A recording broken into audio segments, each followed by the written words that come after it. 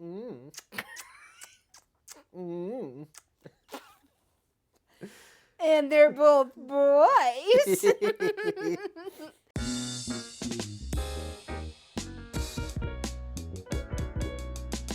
So I'm Keys. That's Sam. And this is Too Autism, Too Furious. That's Kylo. They can't see Kylo. They will. So we are trying to move. Okay, really what happened was...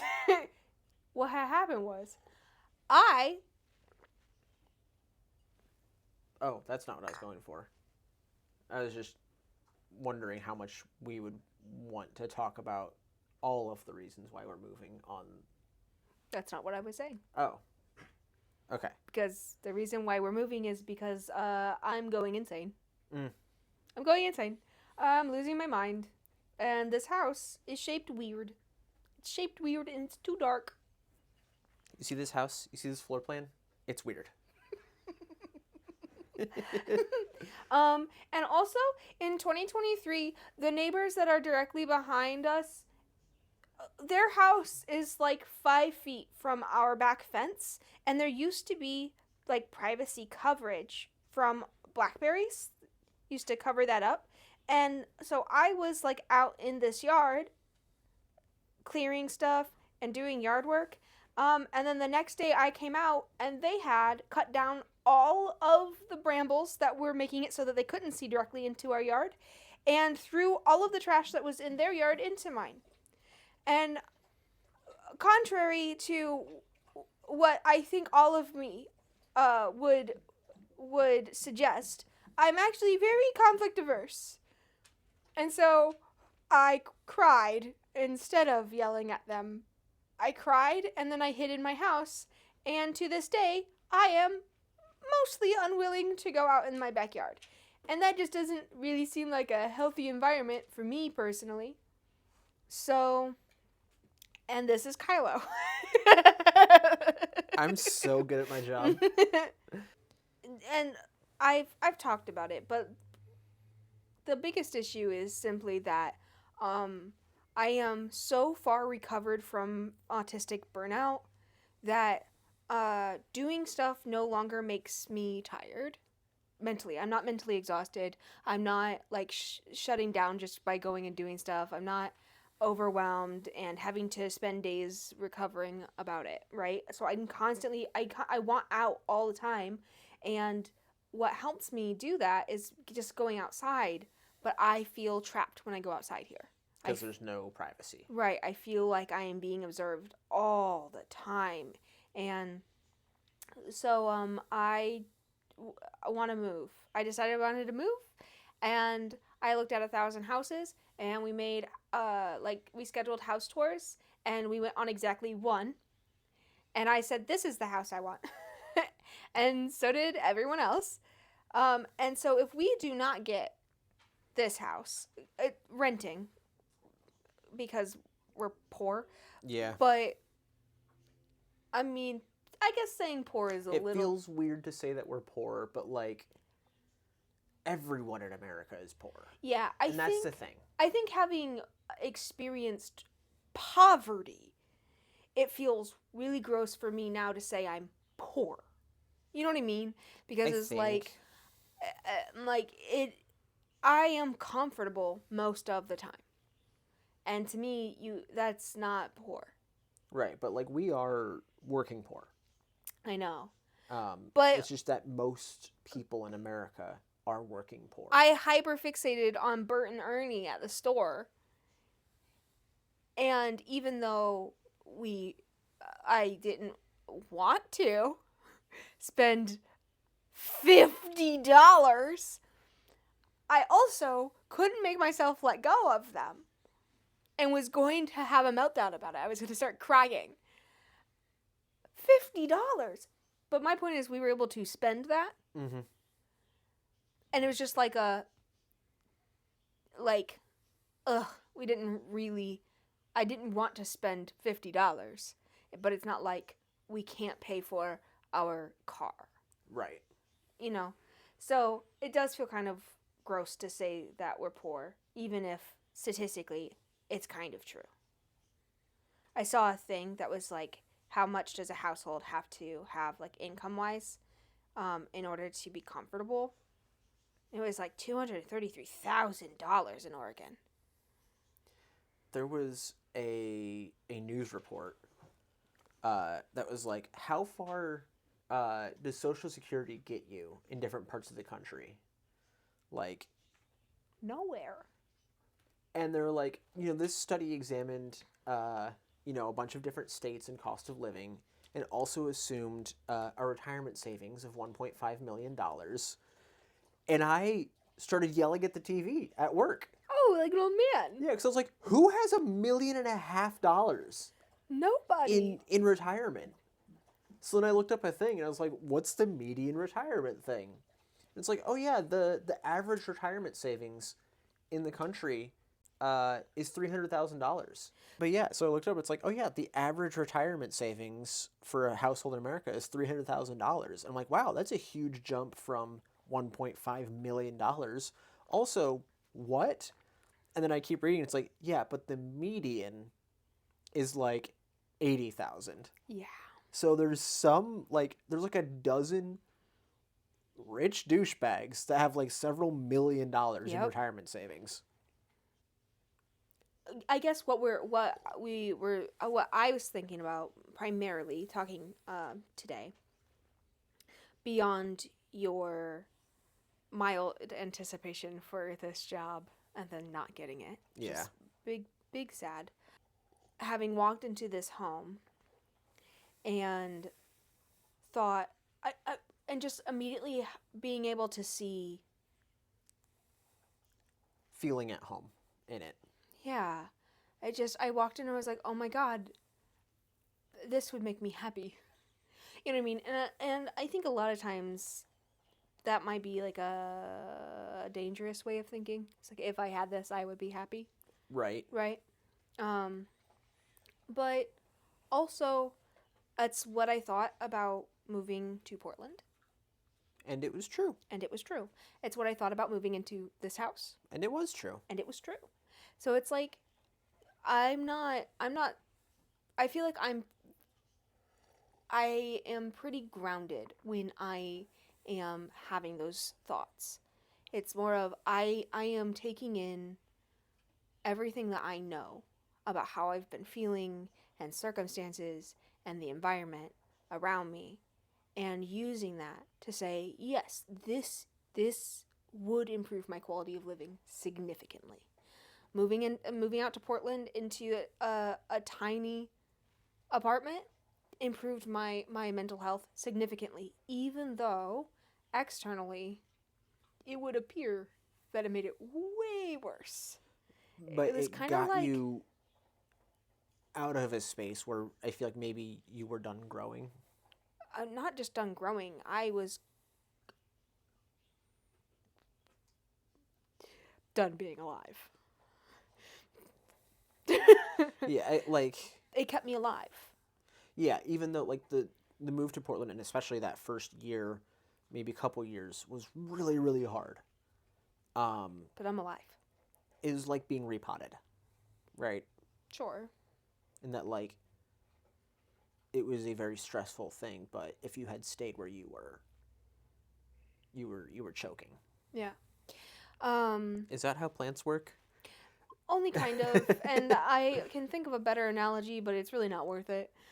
So anyway, and it wasn't just me walking into this house and feeling immediately like, this is perfect. This would provide so much opportunity. It's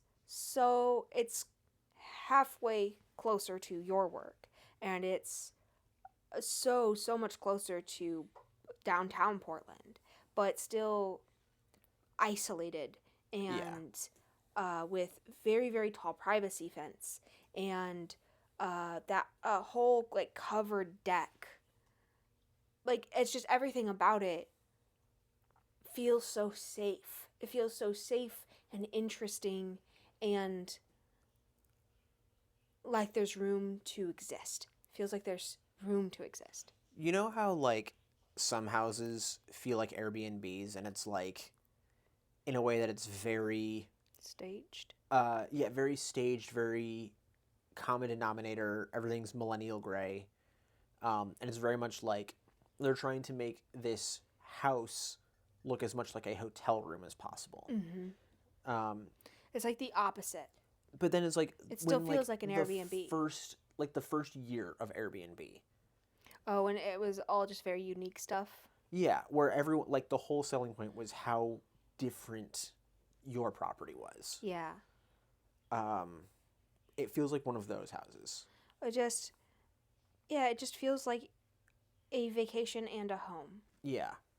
And that's honestly what I think first called to me about Portland is it felt like a vacation and a home.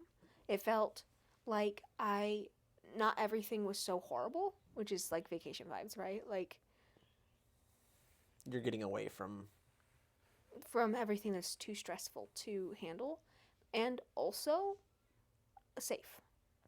Because like usually when you're on vacation, it doesn't feel very safe. I guess you probably can't relate, but well, because everything's new and different and weird. yeah. And you don't know where you are. And so it just feels comforting. It feels safe. It feels right. So anyway, and having my sibling and their it feels really weird to call Ren a girlfriend instead of just like a partner Romance or something. partner. A romance partner. It's just weird because like we feel like a family of four a lot of the times, and so it's very strange to like. It feels alienating to be like my sibling and their partner. You know what I mean? Yeah. But that is We are a household of three, sometimes plus one. four. Yeah. Yeah, but for technical accuracy, that's Yeah. correct. We all went and saw it, and Benji and Ren both had really, really similar giant reactions to how safe the house felt, how interesting and right it felt walking through. And I eventually came around to that feeling too. baby, talk about it. Yeah, well, I'm thinking about Naga. Okay, go ahead. She needs food. Ugh. You're such a good girl. No, so everyone, I mean, literally, like, we open the front door. The front doors. Front doors, by the way. Double It's like steel double doors. It's crazy. It's so weird. The front feels so, like, industrial. Oh, it's so like, weird. It is two metal doors. No peephole or anything. No. And it opens onto like a little landing, and there are stairs that go up and stairs that go down. And it's a split level thing. And like I like that. Yeah. A lot of people don't like split levels. Oh, I think it's great. But yeah, so like literally from minute one of entering the house, thank you. Everyone else is like squealing and running through the house. Thank you. Why are you handing me aloe? All done. Okay. Do you want one? So, yes, we were all very audibly and immediately excited, and we went through the whole house in a very like loud, excited way. Slumber party vibes. I don't like just that high energy squealing. Which isn't really my scene. So that was already just like from a sensory standpoint a lot for me to deal with. So anyways, my experiences. Sam was a little bit overwhelmed by us squealing. Yeah. And also I fear anticipation. I don't know if that's the right word to describe my feelings towards that feeling. Sam, if I put your microphone into the microphone handle and you held it, would that help you? I don't know.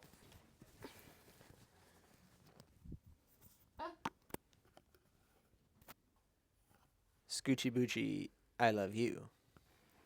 So what are you gonna do next? All right. But yeah, I had a really hard time with that feeling, and it felt like because everyone was being so excited about the thing, I felt like it was my job then to be not excited about it. Mm-hmm. Um, like like I had to be the responsible thinker. Um, What I was gonna say is, I think it's a common thing. I don't know if it's just autism, or if it's just like all people,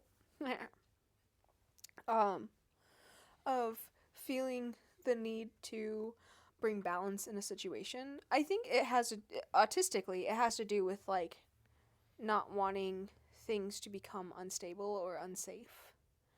So it's like trying to make there be a medium by being the opposite of whatever's going on. Um, and high excitement, high energy things feel, Dangerous. yeah, just inherently like, oh, this is out of control. Because like I was thinking back to like um work trips, and like we'd go out to the bars, and everyone would be uh, drinking a lot because Remember to talk into your mic. yeah, That's why you're holding it.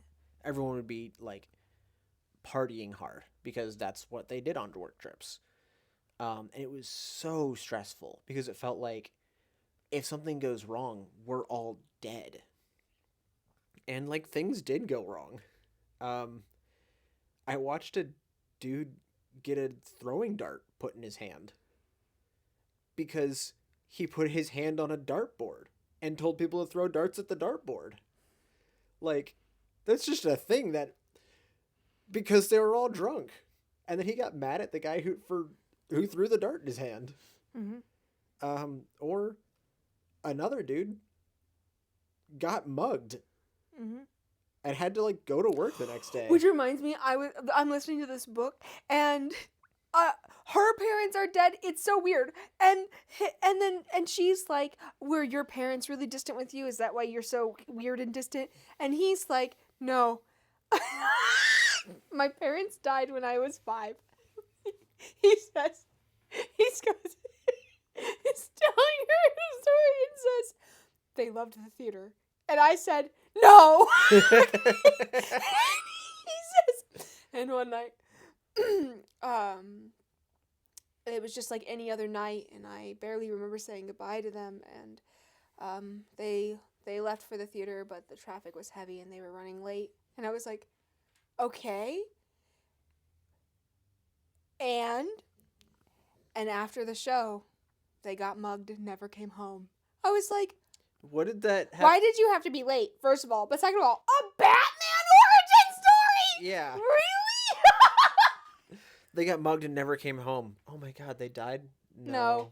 They So said anyway, the city's dangerous and left. yeah, I was in tears about a Batman origin story in this romance book. Anyway, I'm sorry. So, I was feeling very overwhelmed by the amount of like high energy excitement coming from the other 3 people in the house. And I also felt like that meant it was also my job to like point out anything that was wrong with the house. And I don't feel like it's not my job necessarily. I think that's generally a decent idea to do, like if you're thinking about a big life change. But I think a lot of it was you felt anxious like we weren't seeing those things. Yes. And in reality, it was just the things that are wrong with this house are either things that are wrong with every old house or something just to take note of. Very easily fixable. Well, or just to take note of and make sure you bring it up like after we sign papers. Yeah. Type of thing.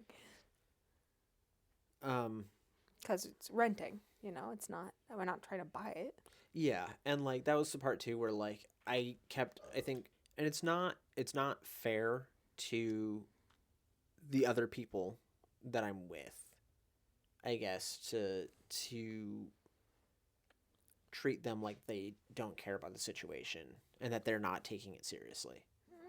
Um, but in those moments, it feels like I'm the only one taking this seriously, and also like it was the first place we looked at, and we had a slate of like half a dozen different places we wanted to look at. Except for I said, I don't want to look at those other places anymore. This is the house I After want. we had already walked through, or like during the walkthrough. Yeah, Um, definitely while you were still being very loudly insistent that everybody needed to not be so happy. Maybe. What about it? But something that I just want to point out in general, and I know I already have, but it's still worth mentioning that first off, recognizing that you're having those like big feelings um, is new for you still, and also you said them out loud while we were still there. Like in the situation, you said, "Oh, I'm feeling really like everybody else is so excited that I'm not allowed to be excited." That was the other part of it too, like because in general, my reactions to things are much slower burn and much more muted even at their peak. Like I don't squeal about things. Um Not unless you're acting. and so it felt like I was getting carried along in a wave.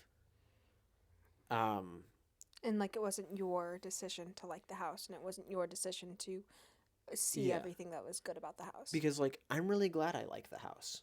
Because if I didn't like that house, this would be it would be so hard because everyone else loved it. And that's just a really hard thing I think to navigate with all of the different autisms that were in the house. And it's a big joint decision. And it's like, okay, so do I go sit on the bench and take my ball and go home because I don't like this place that everyone else loves?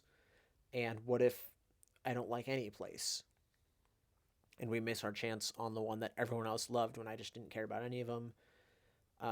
Or do I suck it up and go along with it and then resent it for the next 2 to 5 years? After we'd walked through the house and we were just standing, kind of deliberating if it was time to leave yet or not, because she let us into the home and then said, "Yeah, you look." Yeah, And go do then whatever you want.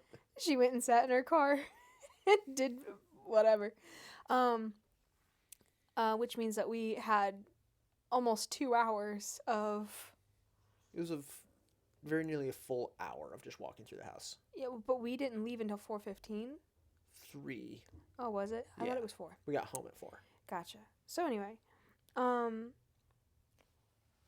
and you brought up how you were feeling and that you were overwhelmed, and you did it like with the entire group, like all of us. You talked through it with all of us, and I think that is really big because I think up until that point you have never openly and on purpose talked about something that you were struggling with in the moment out loud and let there be a group of people who are hearing you being vulnerable type of thing. Yeah, it's hard having that. I'm praising you right now. Thank you. I was about to say, don't nod because you're missing it. You're missing it like what I'm saying is a topic. I'm not saying a topic. I'm saying a whole contained event. Realize that you had those feelings, but you also recognized them and talked to the group about them and searched for a solution and a resolution to all of the confusing feelings that you were having instead of like harboring any type of resentment over the scenario and not working through what was going on. And like doing that was hard and scary. And you did it. Yeah. And I am also proud of myself. I used to uh, think that if I got too excited about something, it wouldn't happen. And some of that is OCD, and some of that is a weird general vibe of the house I grew up in. I was going to say some of it's abuse. Nah. Yeah, where it's like you really wanting something, well, that's leverage, you know? And so you kind of never wanted to let anyone have leverage over you, so you couldn't really love something or like something. Um, then seeing the evidence of what happened when, like, my siblings really, really loved something and it got taken away. It's like, well, I can't have that happen to me. So I just tried as hard as possible to be a blank slate. Yeah, can't ever show that you like something a lot, that you love something.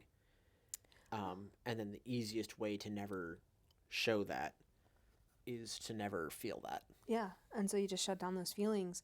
And so it took me a really long time to start having any feelings that were not immediately safe. So, like, I think 5 years ago, if we had gone and seen this house, I would have said, I like it a lot. I want to try to get this house. And I wouldn't say anything more about it. I wouldn't have talked any of it up. I wouldn't have been super excited walking through. I would barely glance at it walking through to make sure that I didn't get too excited about it.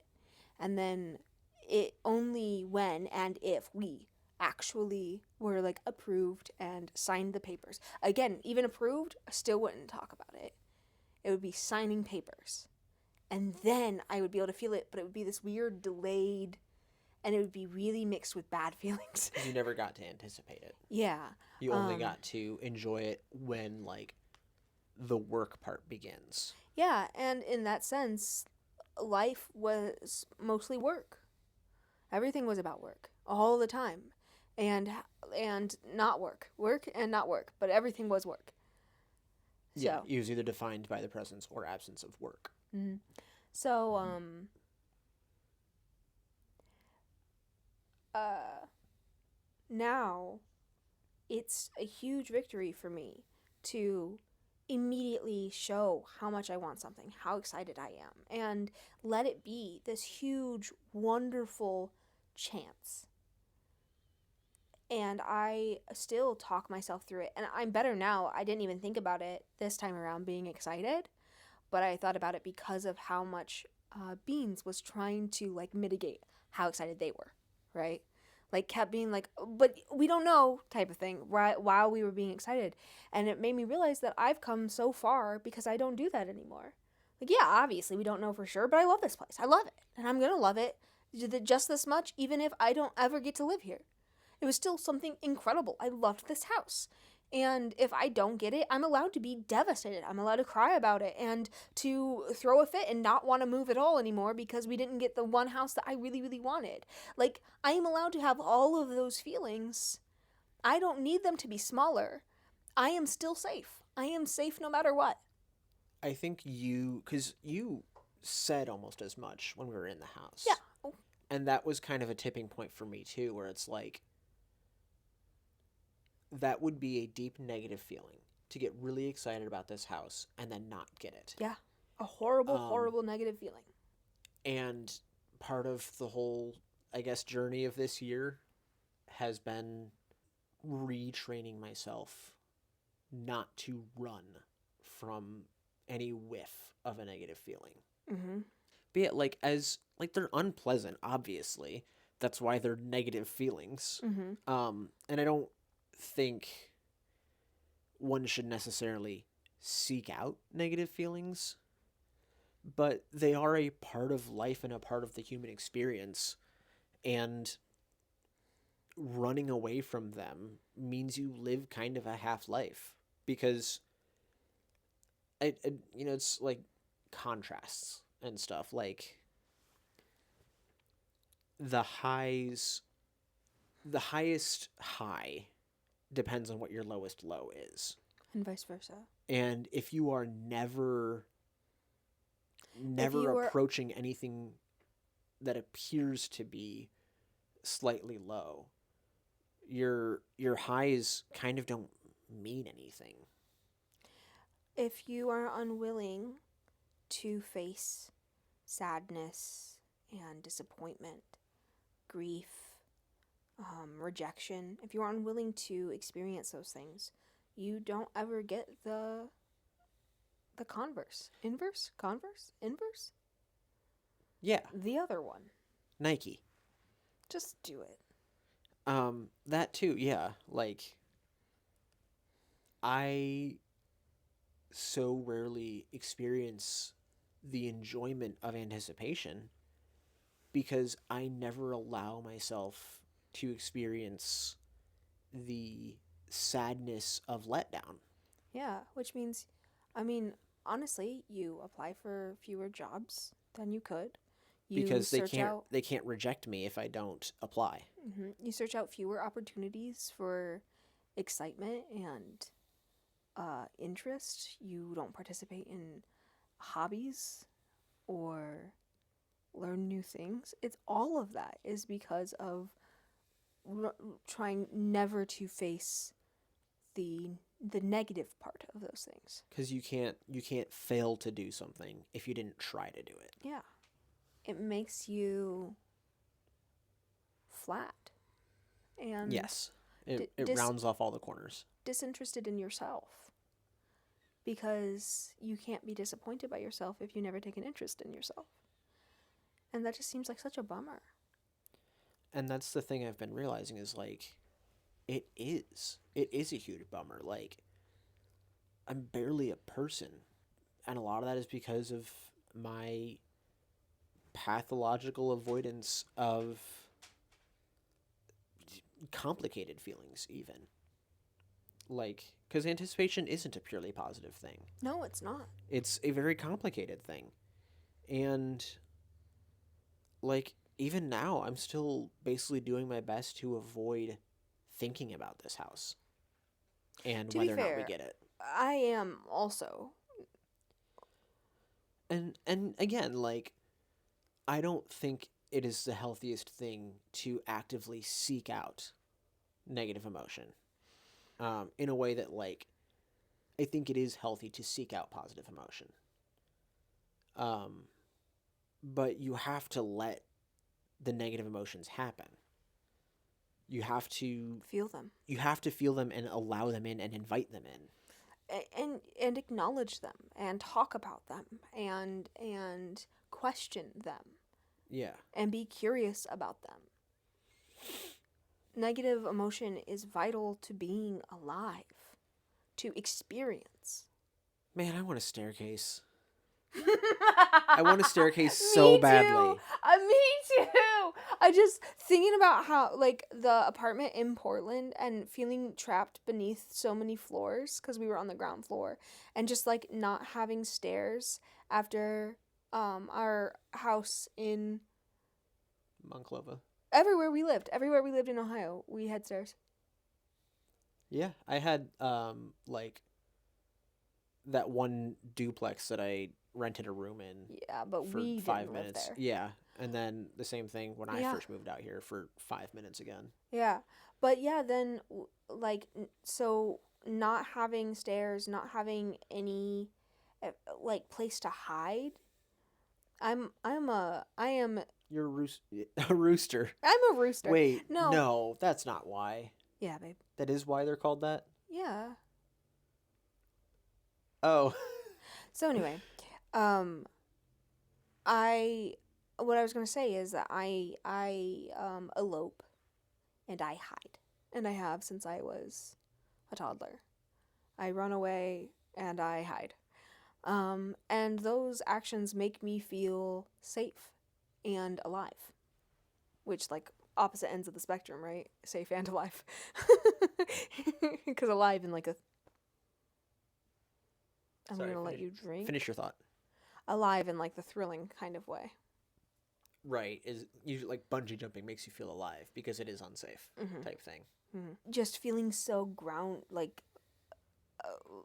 buried in the apartment, and here just like there's nowhere to go. There's nowhere to go. Yeah. And the house that we might get has 2 stories and like stairs outside and an upper level outside and an under level outside. Like all of it is Yeah. just like there's so many hiding places. There's so many places that I could go. There's so many. It's like we can play hide and go seek. We can play hide and go seek in that house, Yeah, and we can't not play that really in here. this one, and certainly never in the apartment. Right. And it's like hide and go seek, best game, best game. I was so good at the hiding part. My favorite hiding place ever was definitely crawling into like my family's roll top computer desk. Ooh, that's Yeah. a good Yeah. one. So anyway, was that you letting yourself anticipate and yearn? You want stairs. I'm sorry, I took over. Yeah, I just that is a thing that I have always liked in a house is I think it's both of us thing. Like we like being up. Mm-hmm. And like the thing that really broke me, I think, on not having stairs was that apartment that we were in. Because we were on the ground floor, um, and our bedroom window was 5 feet from the sidewalk, and it was a Very well traversed. fairly high foot traffic area. Yeah. So, and there was, so, in I don't know if it's everywhere in the PNW, but where we are, air conditioning is a very uncommon thing to have in Oh, buildings. so in the summer we had to have our windows open, which means first of all, our business was everyone on the sidewalk's business, and second of all, dog piss. Specifically, one person and their one dog. Letting it pee on the rocks. Yeah, there were like rocks in front under of our window instead of the easement on the other side. yeah, where there was grass. Anyway, that's some old beef. Yeah. It's rotten. But like, oh boy, does that beef still stink.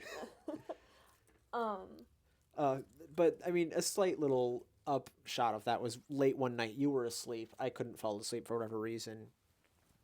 And we had like a little like screen printed, not little, it was window sized screen print tapestry. That hung over our window as like a secondary curtain type thing.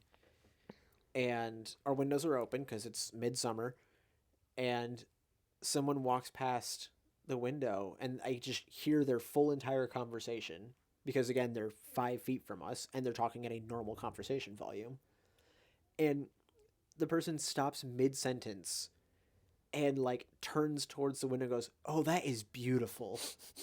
And to this day, I still wish I had gone, "Oh, thanks." Because again, open window. Yeah, I have. Oh, that everywhere is safe. That's what I was saying. Is that I'm allowed to have huge feelings, because making my own feelings smaller only makes me feel smaller. Makes me feel less important.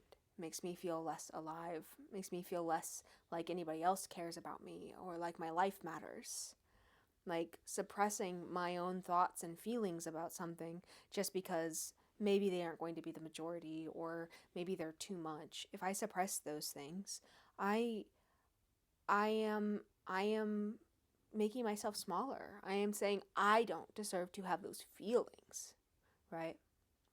Which is completely off topic. I was thinking the other day, just randomly, I thought like if you are hungry and refuse to eat, right? If your habit like is being hungry and not feeding yourself, you are starving yourself. It's not a diet. You're starving yourself.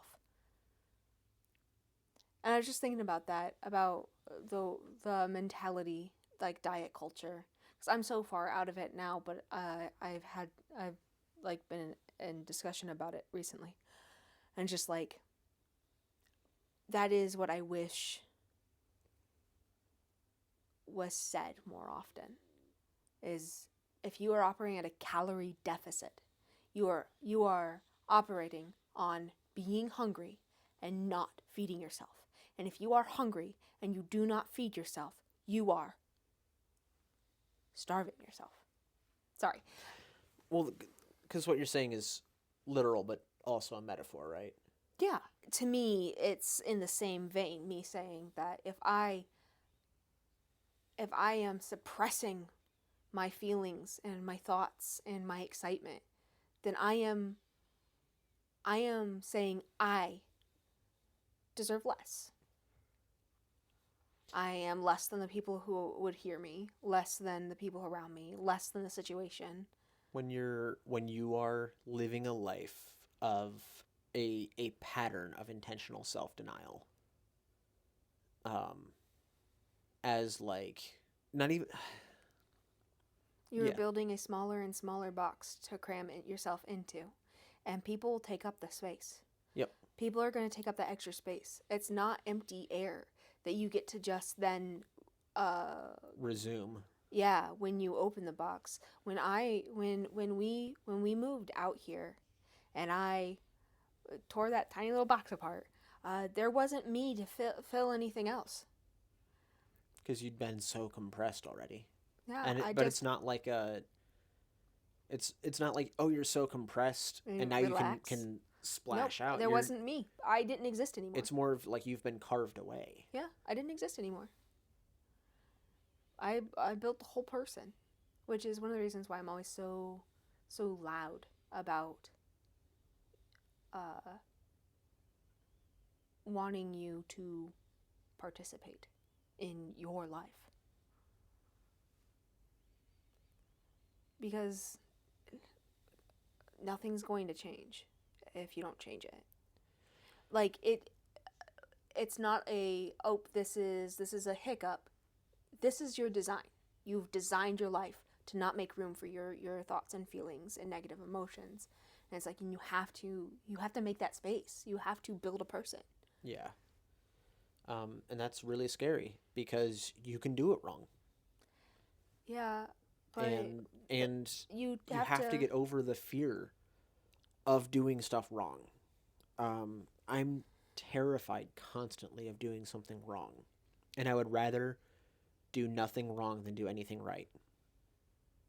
Um, When really doing anything wrong at all is gonna get you there so much faster than doing nothing. yeah.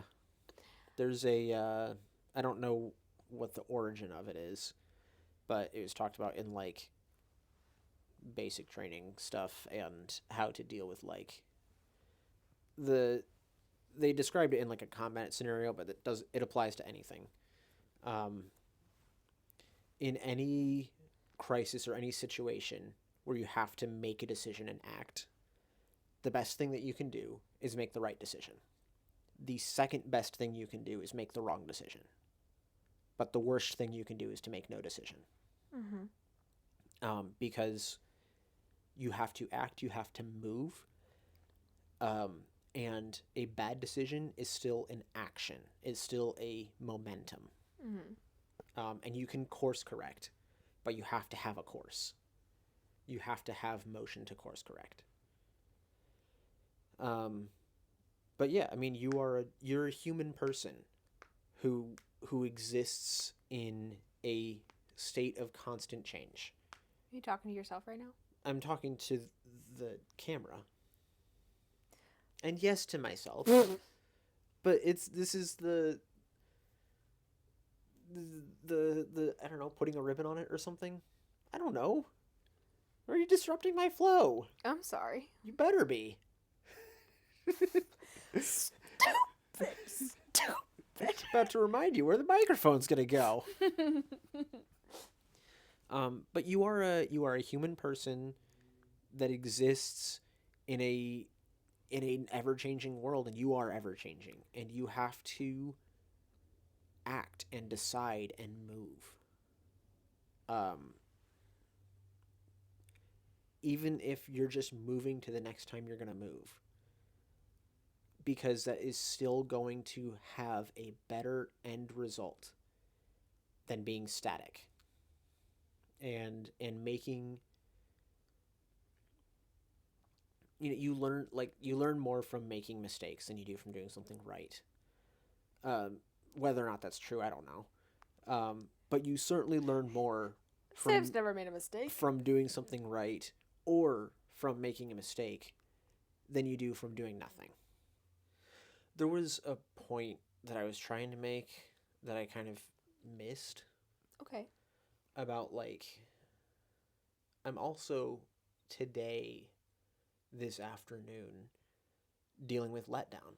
Yeah. Dealing with what happens when you do anticipate something and it doesn't go your way. Yeah.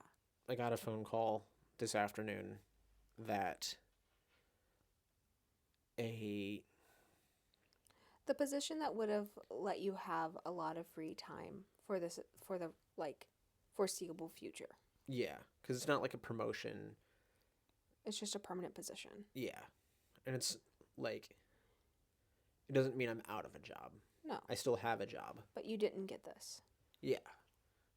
Just trying to put it in context so it's not like, oh my God, I got fired and now we have no income. Well, like, that's not what it sounds like at all when you say you didn't anyways. get this job. And I had passed anticipating it and was expecting it based on everything you'd heard from everybody. Yeah, all of the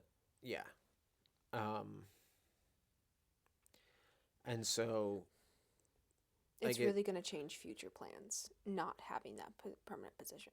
Yeah, because I was starting to tilt my life and extracurriculars towards that being a sure thing. Yeah.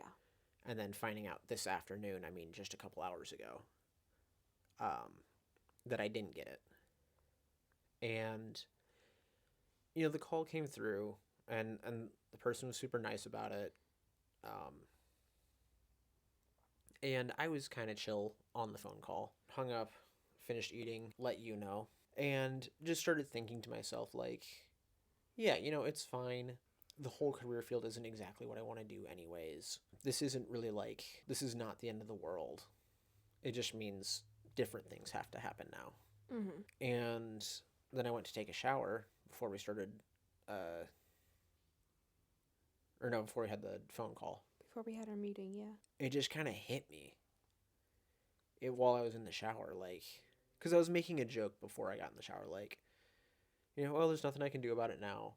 I guess I could cry about it. I guess I could, you know, spiral into self-destruction about it. And you're like, well, you're allowed to cry about it, like.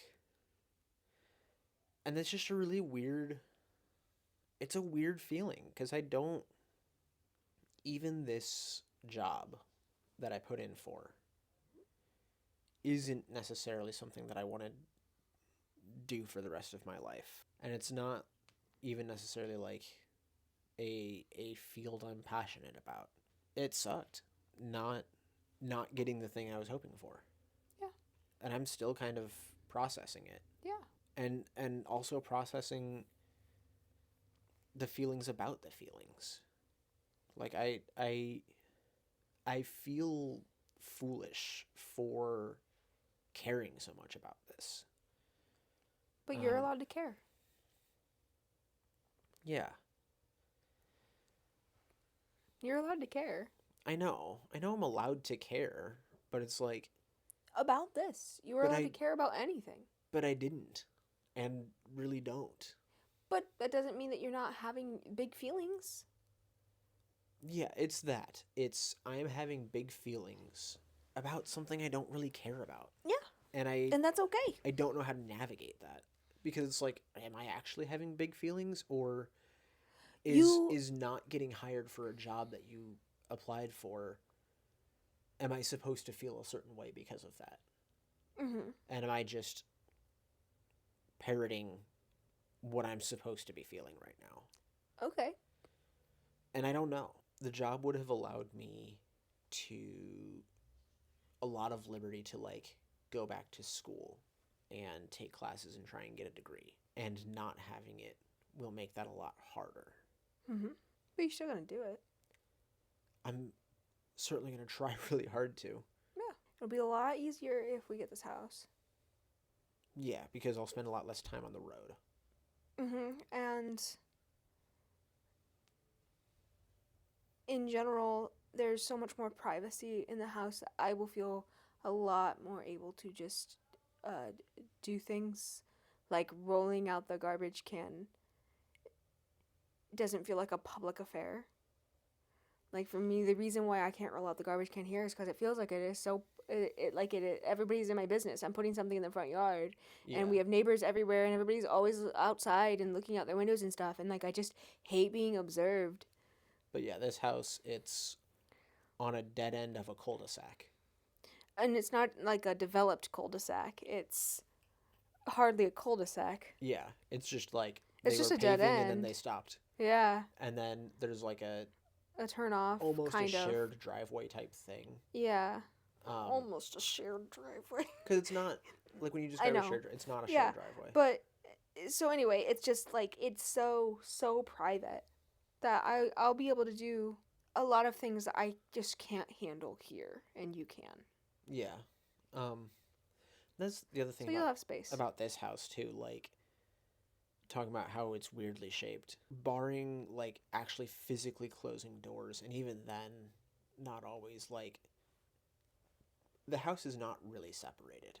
It twists and turns, but it's kind of all one thing. I feel Glob. like, and Well, especially like I mean, I can look out our patio door into that window in and see the front living room through here. yeah, the only place I feel like in the house where I never hear someone in another part of the house is literally in our bedroom. I don't hear In the furthest the bedroom. other bedroom or the edge of the living room. Yeah. Even I still sometimes hear the living room, Yeah, I hear the living room from here all the time. but in our bedroom, and that's 3 closed doors in between, is the only place where I don't hear noise. Every other room in the house, I hear every room in the house. Whereas the house that we might be moving to, it is very separated. Yeah. There's, like I said, you can play hide and go seek. You can't play hide and go seek here, and that is a huge down. Yeah. That's a bummer. Like, because we could even possibly put like, well, no, a desk would be a really tight fit in that bedroom. Or do you think that could work? What the fuck are you talking about? The house, That bedroom. What bedroom? What the are you one talking that we about? kind of thought would be ours. Why would we put a desk there? They would go downstairs. The fuck? There's so many more valid places to put a desk than in our bedroom, where I just want to have a bed. We literally have already discussed this. We haven't discussed whether or not we'd put a desk in there. That is not a thing. We discussed that we wouldn't put anything else in there. Which is why I said no. It'd be kind of a tight fit to put a desk in there. Stupid is what you can mean. hear the words I say. Fucking asshole. I could theoretically get on my laptop in the bedroom, and if that was still too much, I could go downstairs to a completely different level of the house. You could go into the den and close the door and the peekaboo window from the kitchen. There are so many opportunities. Yeah, there's a lot more places to. You could go outside under the deck. Yeah, if with good weather. With bad weather, you're completely covered. It likes to rain sideways here. Not 40 feet sideways.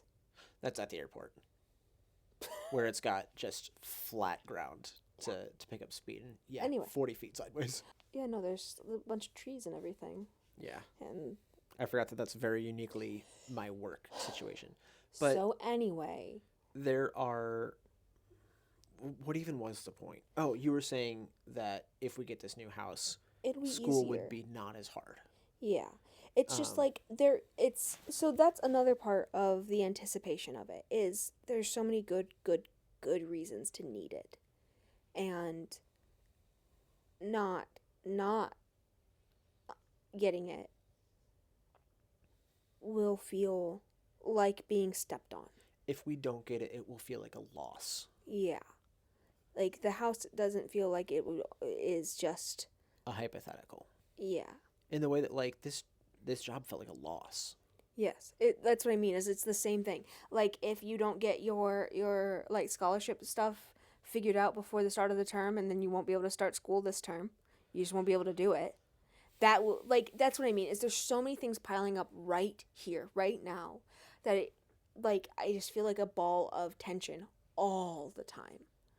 And yeah, I haven't been thinking about that, and like on top of like we had I guess three things really that are all like heavy anticipation things, and we lost one Yeah. while we're still waiting on the results of the other ones, Yeah. and so maybe that's why it was such a hard hit. Because it feels like it might be the first in a series of losses. Yeah, Yeah, I and know. it's like these were all big things. And they all feel equally big, equally important. Yeah, anyone, yeah.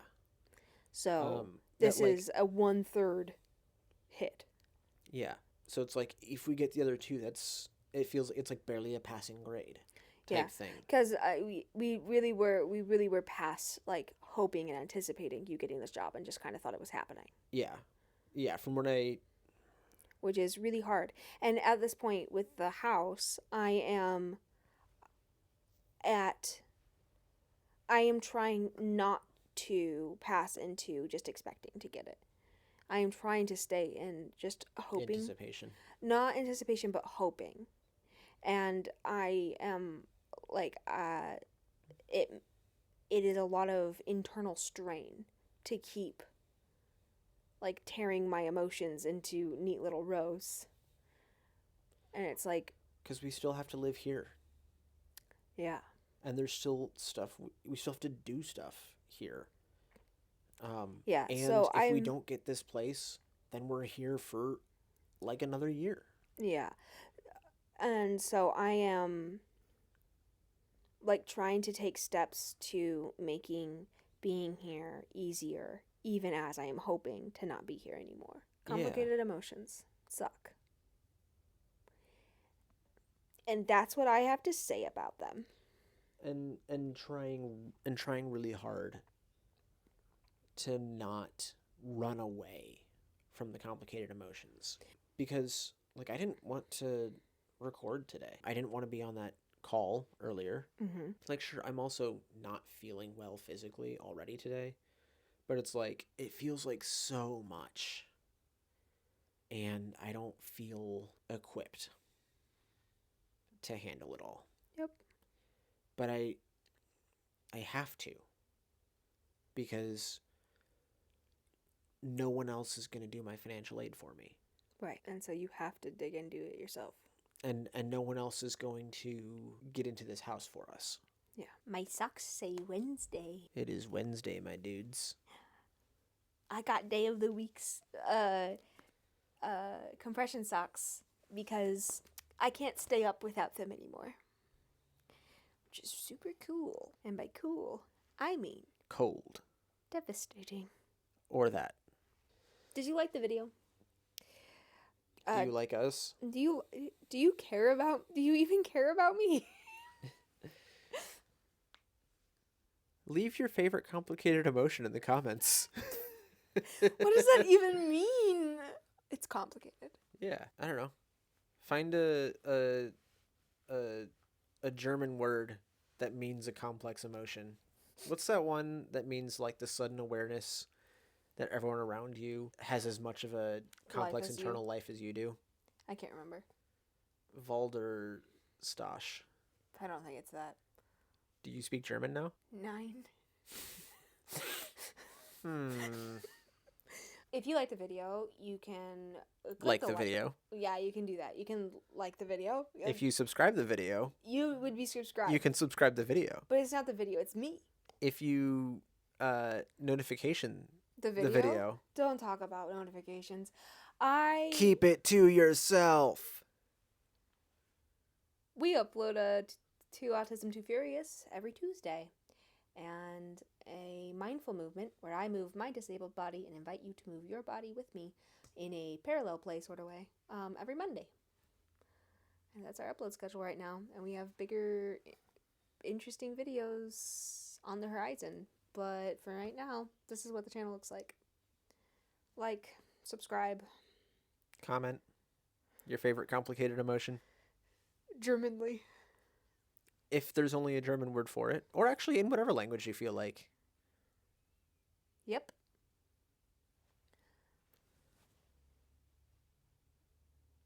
Close it out. I'm trying.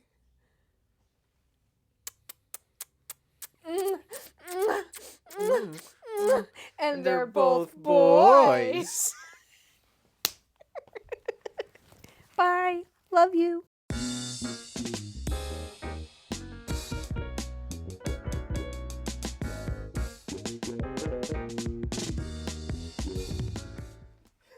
Talk amongst yourselves. I'm interviewing the gays.